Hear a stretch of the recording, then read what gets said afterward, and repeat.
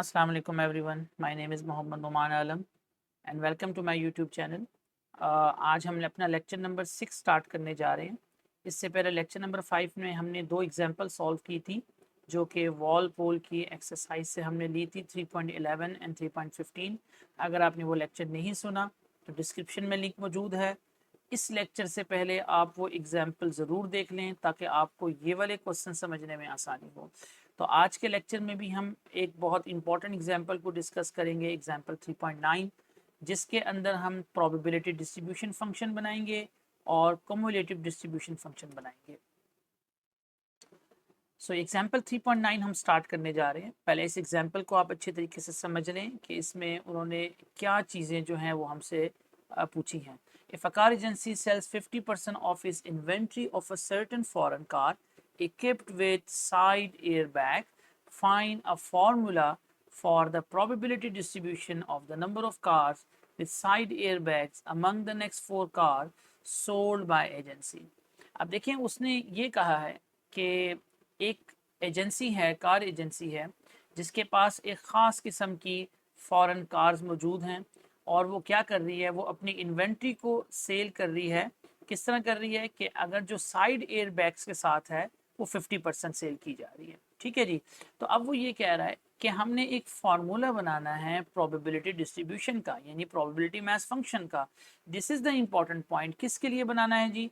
वो कह रहा है कि जो नंबर ऑफ कार्स होगी विद साइड एयर बैग्स, यानी हमें जो अपना फार्मूला जनरेट करना है प्रोबेबिलिटी डिस्ट्रीब्यूशन का, हमें उसमें वो नंबर ऑफ कार्स चाहिए जिनके साथ साइड एयरबैग्स होगा among the next 4 cars sold by agency. Right जी। कि अगर एजेंसी 4 यानी 4 कार को सोल्ड करेगी, वो हम सेल करेगी, तो उनमें हमने क्या देखना है कि ऐसी कार्स देखनी है जिनके साथ साइड एयरबैग्स मौजूद होंगे। तो सबसे पहले हम क्या करेंगे, हम ये देखेंगे ये 50% हमें किस चीज़ की प्रोबेबिलिटी दी हुई है। तो आप ये देखें, the car agency sells 50% off its inventory of cars with side airbags. ये हमें क्वेश्चन में गिवन है जी कि साइड एयरबैग्स के साथ जो इन्वेंट्री सेल की जा रही है उसकी प्रोबेबिलिटी 50% है। तो हम ये कह सकते हैं the probability of selling a car with side airbag is 50%। 50% का मतलब आपको पता है 0.5 होता है। ठीक है जी। यानी ऐसी कार जिनके साथ साइड एयरबैग्स हैं उनकी जो प्रोबेबिलिटी है वो 0.5 है। तो ऑब्वियस सी बात है, ऐसी car probability of not selling a car with side airbags, यानी अगर हम उन कार्स की बात करें, राइट जी, कि जो सेल नहीं हो रही हैं विद एयर बैग्स के साथ, तो उनकी प्रोबेबिलिटी भी कितनी होगी? 50% होगी। ऑब्वियस सी बात है, क्योंकि अगर जो कार सेल हो रही हैं एयर बैग्स के साथ उनकी प्रोबेबिलिटी अगर 50% है, जो नहीं सेल हो रही एयर बैग के साथ उनकी प्रोबेबिलिटी भी क्या होगी?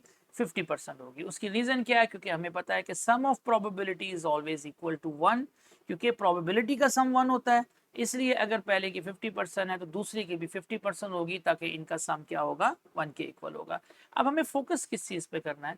हमें फोकस ये करना है कि हमें प्रोबेबिलिटी डिस्ट्रीब्यूशन का एक फार्मूला बना कर देना है। ठीक है जी। मगर वो जो फार्मूला है वो किसके लिए होगा? कि हमें नंबर ऑफ कार्स चाहिए एयर बैग्स के साथ। तो हम अपने कैपिटल एक्स को डिफाइन करेंगे, यानी रैंडम वेरिएबल्स को। हमें क्या चाहिए? नंबर ऑफ कार्स चाहिए जिनके साथ एयर बैग्स होगा अमंग द नेक्स्ट 4 कार्स, यानी जो 4 कार सोल की जाएंगी। हमें क्या देखना है कि कितनी नंबर्स ऑफ कार्स होंगी जिनके साथ एयर बैग्स मौजूद होगा। तो हमारा कैपिटल एक्स क्या होगा? क्योंकि रैंडम वेरिएबल हमें पता है कि सबसे पहले हम रियल नंबर्स असाइन करते हैं अपने सैम्पल स्पेस के हर पॉइंट को। अब देखिए, यहाँ पर जो सैम्पल स्पेस है वो हमें सोचनी पड़ेगी कि हमारी सैम्पल स्पेस क्या है। तो कैपिटल एक्स तो हमें यहाँ से नज़र आ रहा है कि हमारा कैपिटल एक्स क्या होगा, क्योंकि 4 कार ने सोल्ड होना है। तो कैपिटल एक्स क्या होगा? 0 1 2 3 4। ये ज़ीरो का मतलब क्या होगा? ये ज़ीरो का मतलब ये होगा कि हमारे पास no cars with air bags, यानी कोई कार ऐसी नहीं है जिसके साथ एयर बैग है। 1 का मतलब क्या होगा फिजिकल? कि 4 में से एक कार होगी जिसके साथ एयर बैग होगा। 2 का मतलब ये होगा कि 4 में से 2 कार्स होंगी जिनके साथ एयर बैग्स मौजूद होगा। तो x की वैल्यू तो बहुत इजीली हम देख सकते हैं, या तो 0 होगी, 1 2 3 एंड 4 के इक्वल हो जाएगी। अब सबसे इंपॉर्टेंट बात क्या है कि इसकी सैंपल स्पेस क्या होगी। अब ये बहुत ध्यान से सुनने वाली बात है क्योंकि हमें क्वेश्चन में बता दिया गया है कि हमारे पास 4 कार ने क्या होना है, सोल्ड हो रहा है बेसिकली। अच्छा चलें, हम एक यहाँ पर थोड़ी सी मैथमेटिकल फॉर्म बनाने की कोशिश करते हैं। देखें, मैं ये कहता हूँ कि 4 कार अगर सोल्ड हो रही हैं, लेट्स से मैं कहता हूँ ये पहली कार है, ये सेकंड है, ये थर्ड है और ये फोर्थ है, यानी ये मेरी फर्स्ट कार है, सेकंड है, थर्ड है एंड फोर्थ है। अब एक बात तो हम जानते हैं, कोई भी कार जो होगी उसके पास दो ऑप्शंस होंगे, यानी अगर मैं कहता हूँ फर्स्ट कार जो है वो अगर सेल होगी तो लाजमी बात है उसके पास दो ऑप्शंस मौजूद होंगे, या तो उसके पास एयर बैग होगा या उसके पास एयर बैग नहीं होगा। मैं ए डैश यूज कर रहा हूँ, not for air bag, right जी। यानी जो भी कार सॉल्व होगी, जो भी कार सेल होगी, उसके पास दो ऑप्शन रहेंगे, या तो उसके पास एयर बैग होगा या एयर बैग नहीं होगा। तो अब आप यहाँ से देखें कि हर कार के सेल होते ही उसके पास दो ऑप्शंस हैं, ठीक है जी। या तो उसके पास एयर बैग्स हैं या उसके पास एयर बैग नहीं है। तो क्या हम कह सकते हैं जो पहली कार है उसके पास दो ऑप्शन है, जो दूसरी कार है उसके पास भी दो ऑप्शन है, जो तीसरी कार है उसके पास भी दो ऑप्शन है और चौथी कार के पास भी दो ऑप्शन हैं, और ये सारे के सारे इंडिपेंडेंट हैं, यानी किसी की भी प्रोबेबिलिटी दूसरे को अफेक्ट नहीं कर रही है। तो हम इनकी अगर ऑप्शंस को आपस में मल्टीप्लाई कर दें तो हम कह सकते हैं ये 2 की पावर 4 से हमारे पास 16 ऐसे ऑप्शंस बनेंगे जो हमारे सैंपल स्पेस में मौजूद होंगे। आई होप यू अंडरस्टैंड, आपको समझ आ गई होगी कि 16 क्यों बनेंगे, क्योंकि 4 कार ने सॉल्व होना है, 4 कार ने सेल होना है, हर कार के पास दो ऑप्शंस हैं, या तो वो एयर बैग के साथ सॉल्व होगी या नॉट एयर बैग के साथ होगी। तो हर एक के पास दो दो ऑप्शन रहेंगे। तो इनको अगर हम मल्टीप्लाई कर दें तो हमारे पास इसके सैंपल स्पेस में 16 एलिमेंट्स आएंगे। ठीक है जी, ये बात तो हमें समझ आ गई कि 16 एलिमेंट्स इनके सैंपल स्पेस में है। अब ये 16 एलिमेंट्स किस तरह के होंगे, अगर हम थोड़ी सी थिंकिंग करें तो लेट्स से हमारे पास ये ऑप्शन आ सकता है, जो चार कार क्योंकि सेल हो रही हैं, लेट्स से मैं कहता हूँ जी कि जो चारों की चारों कार्स जो हमारे पास सोल्ड होंगी उन चारों के पास एयर बैग हो सकता है। एक तो ये ऑप्शन हो जाएगा। लेट्स से एक ऑप्शन अगर मैं ऐसे बना लूँ, 3A बना लूँ और एक B बना लूँ, इसका मतलब क्या है, जो ये चार आपके पास कार जो है वो सेल हो रही हैं उनमें से 3 के पास एयर बैग है, ऐसा भी ऑप्शन हमारे पास बन सकता है। या तो हमारे पास एक इस तरह की ऑप्शन भी बन सकती है कि 4 कार जो हमारे पास सेल हो रही हैं उनमें सिर्फ 2 के पास एयर बैग हो। देखिए पहले ऑप्शन में हमने कहा चारों के पास हो सकता है, ये 4 कार जो सॉल्व होंगी 3 के पास एयर बैग हो सकता है, इसमें 2 के पास एयर बैग हो सकता है, या हम ये कह सकते हैं कि एक ऐसा ऑप्शन भी आ जाएगा, हाँ जी, B A and let's say B B. अच्छा, ये जो मैं बी लिख रहा हूँ, ए का मतलब है एयर बैग्स होना, बी का मतलब लेट्स से आप समझ रहे हैं कि एयर बैग्स नहीं है। तो एक ऐसा ऑप्शन भी आ सकता है कि 4 कार जो सोल्ड हो रही हैं इनमें सिर्फ एक के पास एयर बैग हो, या फिर ऐसा हो सकता है जो चारों की चारों कार जो हमारी सेल हो रही हैं उनमें से किसी के पास एयर बैग ना हो। तो देखिए ये 4 ऑप्शन ही हमारे रैंडम वेरिएबल में आ सकते हैं, 0 1 2 3 4, और मैंने आपको ये बनाकर भी दिखा दिए हैं कि इस तरह के ऑप्शन होंगे। लेकिन प्रॉब्लम क्या है, अब क्या मैं ये 16 के 16 सैंपल स्पेस बनाऊं, ये हमारे लिए काफ़ी मुश्किल होता है।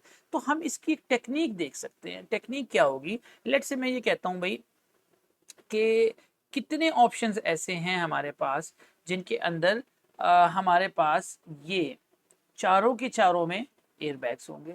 कितने ऑप्शंस ऐसे हैं, या कितने ऑप्शंस ऐसे हैं जिसमें हमारे पास 3 के पास एयर बैग्स होंगे, या 2 के पास होंगे, या 1 के पास होगा। तो इसको हम आगे डिस्कस करते हैं। लेट्स से जो अभी हमने बताया है कि हमारे सैंपल स्पेस में क्योंकि 16 पॉइंट्स हैं, आपको एग्जाम में अगर ये क्वेश्चन आता है तो ये बनाने की ज़रूरत नहीं है, ये सिर्फ समझाने के लिए मैंने यहाँ पर देखें 16 ऑप्शंस मैंने शो किए हैं। अगर आप किसी भी ऑप्शन को गौर से देखें, लेट्स से अगर मैं इस ऑप्शन को देखूं तो ये ऑप्शन मुझे क्या बता रहा है कि जो मेरी 4 कार ने सॉल्व होना है इनमें से कितने के पास एयर बैग्स है, 1 2 एंड 3, इनमें से 3 के पास एयर बैग्स है। एक ऑप्शन ये भी हो सकता है, एक इसको अगर हम देखें तो इसका मतलब क्या है 4 में से एक के पास एयर बैग है। तो इसका मतलब ये है, ये मैक्सिमम ऑप्शंस हैं हमारे पास 16 जिनमें हम बात कर रहे हैं। अच्छा, यहाँ पर अब एक बात आप यूँ समझें कि लेट्स से मैं आपसे कहता हूँ, अगर मैं यहाँ पर, मैंने डिफरेंट कलर्स यूज़ किए, अगर मैं लेट्स से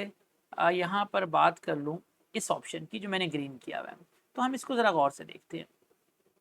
ये ग्रीन सॉरी ये हमारे पास रेड वाले ऑप्शंस को अगर आप गौर से देखें तो इनमें आपको क्या इंपॉर्टेंट चीज़ नज़र आती है कि ये 4 ऑप्शंस आपको ऐसे नज़र आ रहे हैं जिसमें सिर्फ एक के पास ही, एक कार के पास ही एयरबैग्स होगा।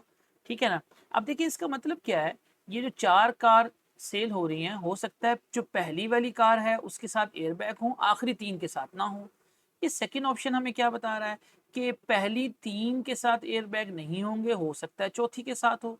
ये ऑप्शन हमें क्या बता रहा है कि पहली 2 के साथ एयरबैग ना हो, तीसरी के साथ एयरबैग हो और चौथी के साथ फिर ना हो। जैसे ये ऑप्शन हमें क्या बता रहा है कि पहली के साथ एयरबैग ना हो, दूसरी के साथ हो और आखिरी 2 के साथ ना हो। तो देखिए ये चारों के चारों ऑप्शन आपको क्या बता रहे हैं, ये चारों के चारों ऑप्शंस आपको ये बता रहे हैं कि इनमें आपके पास एक ही एयरबैग्स मौजूद है। अब देखिए यहाँ पर हम क्या करते हैं, अब क्या मेरे लिए ज़रूरी है कि मैं हर दफ़ा इनको काउंट करूँ, क्योंकि यहाँ तो अभी सैम्पल स्पेस की तादाद 16 है।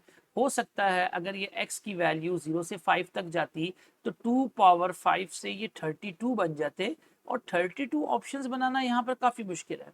अब हम सिर्फ जो यहाँ पर इम्पॉर्टेंट चीज़ देखेंगे वो ये है कि कितने ऐसे तरीके हैं जिसमें एक ही एयर बैग आ रहा है। This is very important point. देखें कितने ऐसे तरीके हैं जिसमें एक ही एयर बैग्स हैं। मैंने आपको पिछले क्वेश्चन में भी बताया था कि टोटल हमारे पास 4 कार्स हैं जिन्होंने सेल होना है, तो कॉम्बिनेशंस हम 1 के साथ देखेंगे, यानी टोटल 4 कार हैं और इनमें से हम देखना चाह रहे हैं कितने ऑप्शन ऐसे हैं जिनके साथ, जिनमें हमारे पास एक के साथ क्या होगा जी, एयर बैग होगा। तो हम यहाँ पर कैलकुलेटर को यूज़ करके देख लेते हैं। जैसे लेट्स से आप देख सकते हैं 4 शिफ्ट, ये इस कॉम्बिनेशन यानी डिवाइड का बटन, फन।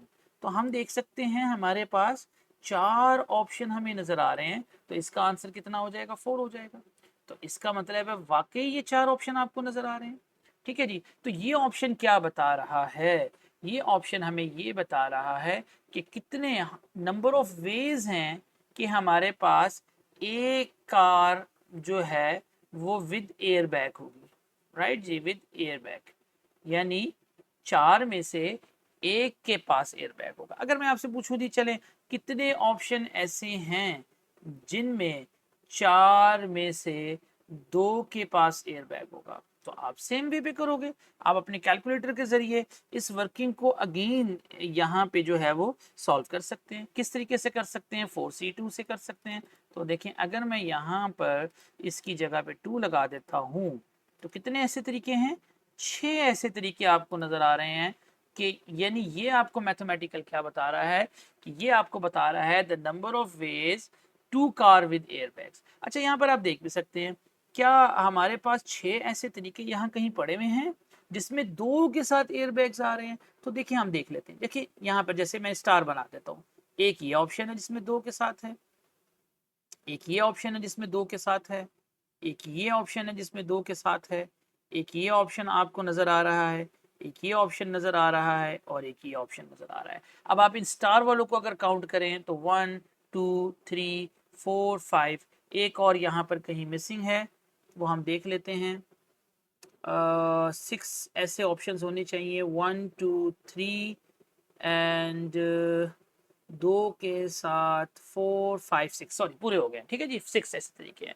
तो इसका मतलब क्या हुआ कि इसको बनाने के बजाय मैं ये देख सकता हूँ कि कितने ऐसे तरीके मेरे पास मौजूद हैं। ठीक है, तो अब हम क्या करते हैं, क्योंकि हमें फॉर्मूला जनरेट करना है, तो कहना इसे कि मैं ये कहता हूँ जी कि selling zero model with side air bag can be occur in 4C0 वे। यानी क्या मतलब हुआ कि मैं आपसे ये कहूँ कि कितने ऐसे तरीके हैं कि जिसके अंदर, मतलब जैसे हमने कहा था 4C1, 1 का मतलब क्या था, एक एयर बैग वाली, 0 का मतलब क्या है कि कितने ऐसे तरीके हैं, कितने ऐसे वेज हैं कि जो कार 400 हमारी सेल हो रही हैं उसमें किसी के पास एयर बैग ना हो, किसी के पास। तो आपको नजर आ रहा है एक ही तरीका है। ये देखिए ये 4 भी क्या बता रहे हैं, ये 4 भी हमें ये बता रहे हैं कि भाई ये चारों की चारों कार जो सॉल्व हो जाएंगी, इसमें किसी के पास एयर बैग नहीं होगा। तो मैं क्या लिख रहा हूँ कि selling zero model, zero model का मतलब कोई ऐसी नहीं है जिसमें एयर बैग हो, can be occur in 4 veg.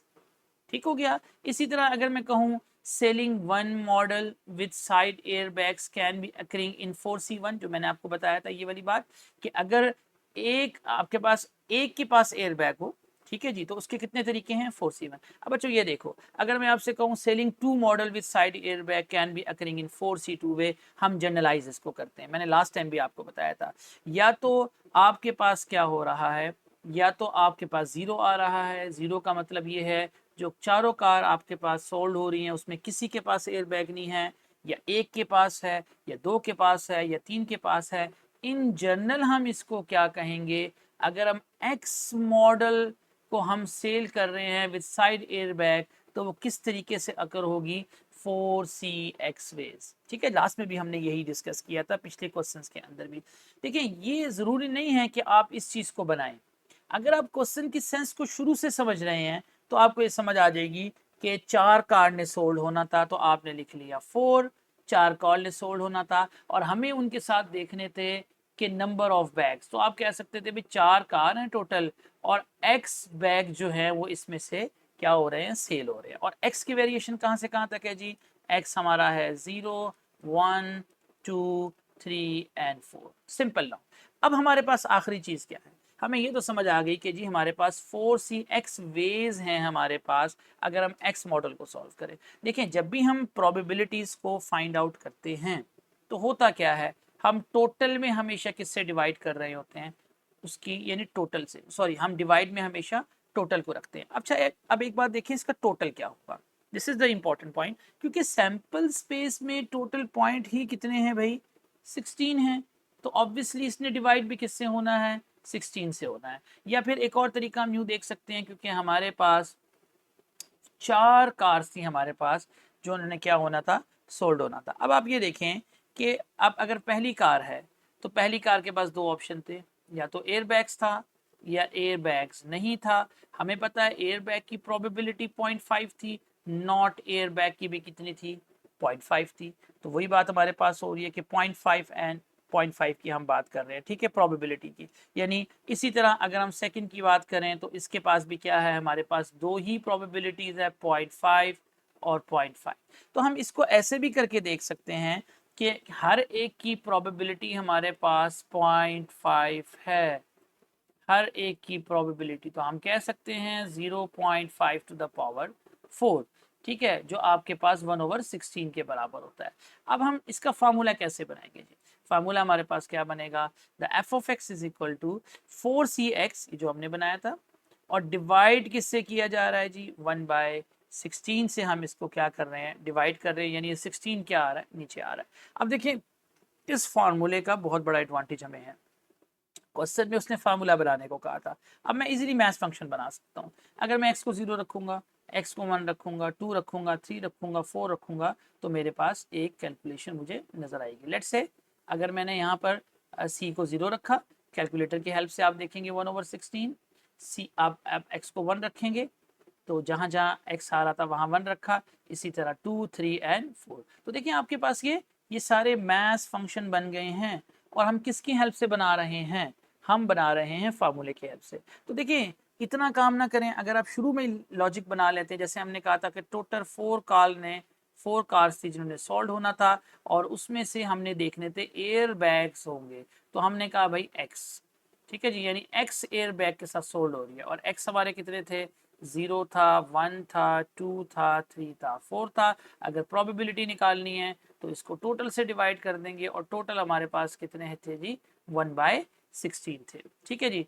और इसी तरह ये हमारा प्रोबेबिलिटी मैथ फंक्शन लिखने का तरीका है। हमने कैसे लिखा है कि 1/16 हमारे पास x इज इक्वल टू 0 पर भी था और x इज इक्वल टू 4 पर भी था। तो देखिए हमने ऐसे लिख दिया कि 0 और 4 पर इसकी प्रोबेबिलिटी 1/16 है, जबकि अगर हम देखें 1 और 3 दोनों पर इसकी प्रोबेबिलिटी 1/4 है, और जबकि 2 के ऊपर इसकी प्रोबेबिलिटी 3/4 8 हमारे पास मौजूद है। ठीक है जी, तो ये इसका बन गया बच्चों प्रोबेबिलिटी मास फंक्शन। और नेक्स्ट में हम इसका हमेशा CDF बनाते हैं। तो CDF बनाना तो बहुत सिंपल है, क्योंकि ये हमारी वैल्यूज़ आई हैं और ये हमारा प्रोबेबिलिटी मैच फंक्शन का ग्राफ है। जैसे मैंने आपको बताया था कि प्रोबेबिलिटी मैच फंक्शन में इस तरह की लाइंस होती हैं क्योंकि डिस्क्रीट होते हैं। तो आप ये देख लीजिएगा ये कैसे ड्रॉ हुए हैं।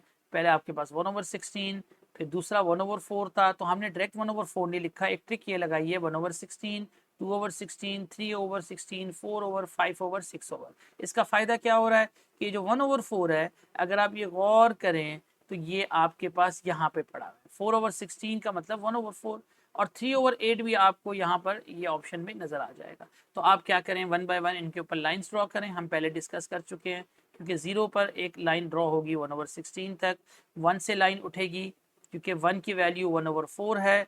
तो आपको नज़र आ रहा है ये 1/4 था, 1 पर भी 1/4 है, 3 पर भी 1/4 है, दोनों सेम है। इसी तरह आप 2 पर देख सकते हैं 6/16 है, और 4 के ऊपर भी 1/6 है। तो प्रोबेबिलिटी मैथ फंक्शन हम ऑलरेडी डिस्कस कर चुके हैं, ये बहुत सिंपल सा कॉन्सेप्ट है। अब इसके बाद हम इसका CDF बना लेंगे। CDF बहुत सिंपल होता है, हमें पता है कि यहाँ रैंडम वेरिएबल्स x दिए हुए हैं, ये प्रोबेबिलिटी मैथ फंक्शन ऑलरेडी निकाल चुके हैं। तो ट्रिक हमारी क्या थी, पहली वैल्यू को सेम रखें और डायगनली ऐड करना शुरू कर दें।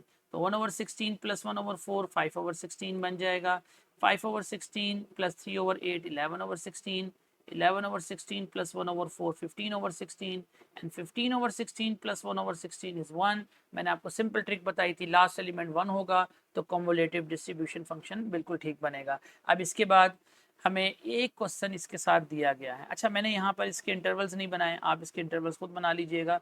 पिछले लेक्चर में मैंने बहुत डिटेल में बताया था कि कैसे बनते हैं।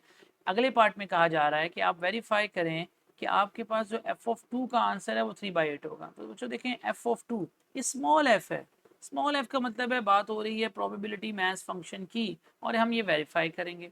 तो बहुत आसान सा काम है। अगर आपको याद हो तो प्रीवियसली मैंने आपको एक फार्मूला बताया था, वो क्या था आपके पास कि probability of small x is equal to x, this is equal to f of, let's say यहाँ पे अगर मैं a कर देता हूँ तो ये होगा f of a minus f of a minus. अब बच्चों हम निकाल रहे हैं f(2) क्योंकि आपको पता है ये f ऑफ x ही तो है।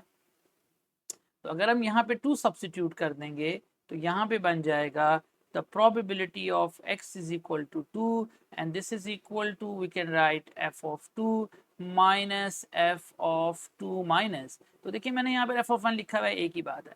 अब f of 2 की जो वैल्यू है यहाँ पर यानी 2 के इक्वल, तो गौर से देखें f of 2 की वैल्यू आपके पास कितनी है 11/16, तो यहाँ आ जाएगा 11/16।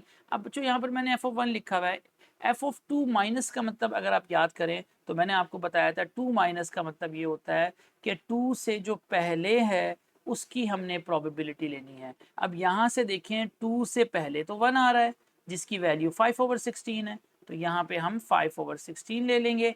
एक ही बात है, f of 2 माइनस का मतलब क्या है कि 2 से पहले कौन सी वैल्यू आएगी, वो f of 1 नहीं आना है। ठीक है जी, तो ये हमारा इसका आंसर बन जाएगा, राइट। ये एक पार्ट हमें यहाँ पर गिवन था, और ये मैंने वही जो है CDF कम्युलेटिव डिस्ट्रीब्यूशन फंक्शन को ड्रॉ किया है।